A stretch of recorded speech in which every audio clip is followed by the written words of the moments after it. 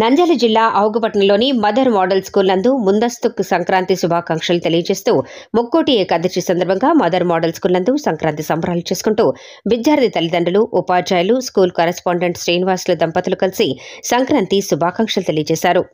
ముందస్తు సంక్రాంతి శుభాకాంక్షలు. సంక్రాంతి అనగానే గుర్తొచ్చేది రైతు ముఖాల్లో ఆనందం. కారణం ఏమంటే రైతులు 6 కాలం శ్రమించి తమ పంట దిగుబడిని ఈ నెలలో తీసుకుంటూ దాంతో ఉత్సాహంగా, ఉల్లాసంగా, సంతోషంగా పండుగ చేసుకునేదే సంక్రాంతి పండుగ.